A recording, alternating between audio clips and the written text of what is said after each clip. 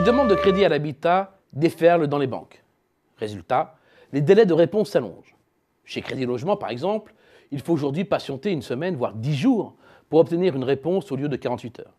Et les chiffres de production de crédits nouveaux sont sans appel. Avec 14,4 milliards d'euros distribués en mars, les montants accordés au premier trimestre grimpent à près de 40 milliards, en hausse de 28% sur les 3 derniers mois de 2014. Sur un an, c'est encore plus impressionnant, plus 38%. À ce rythme-là, la barre des 160 milliards d'euros de nouveaux prêts serait en vue à la fin de l'année. La baisse des taux explique pour l'essentiel cette déferlante de demande. Selon la Banque de France, le taux effectif des crédits immobiliers, soit le taux moyen qui donne une vision d'ensemble du marché, est tombé à 2,43% en mars. C'est son plus bas niveau depuis la création de cette statistique en janvier 2003. Les premières informations, pour avril, montrent que la baisse des taux perdure, contribuant ainsi à accélérer encore plus la demande de prêts. De quoi ranimer le marché de l'immobilier. Selon la Fédération des promoteurs immobiliers, on assiste déjà au retour des investisseurs, ceux qui achètent pour louer, séduits par le dispositif Pinel. Mais c'est insuffisant pour renverser le marché. Pris dans son ensemble, la déception prévaut encore dans le neuf.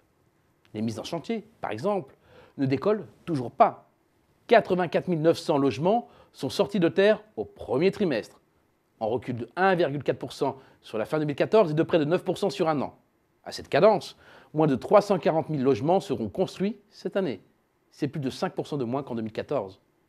Et compte tenu de la tendance des permis de construire, il est difficile de prévoir un retournement à court terme. En baisse, les autorisations sont tombées à leur plus bas niveau depuis juin 2009. Côté ancien, ce n'est guère mieux. Les transactions sont passées sous la barre symbolique des 700 000 en cumul sur 12 mois en février. Des volumes en recul dans le neuf et dans l'ancien, des prix qui baissent. En face, une explosion des prêts accordés. D'où vient ce hiatus? D'abord, de la modification du ratio apport personnel-crédit. Les très bonnes conditions de financement sont en effet une incitation forte à emprunter plus et à réduire son apport personnel. À cela s'ajoute le retour des primo-accédants sur le marché, généralement les ménages les plus jeunes et les plus modestes, qui ont structurellement un taux d'apport plus faible. Enfin, dernière explication, la vague de renégociation de prêts. À savoir, pour chaque renégociation de prêt réussie, un crédit nouveau est généré. Or, selon un sondage de BVA en avril dernier, 2/3 des Français ayant contracté un emprunt immobilier ont déjà cherché à renégocier ou envisagent de le faire.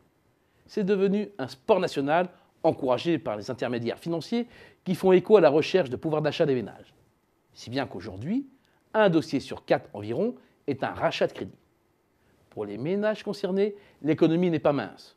200 € mensuels environ pour un emprunt de 175 000 € contracté début 2008 au taux de 5% par exemple.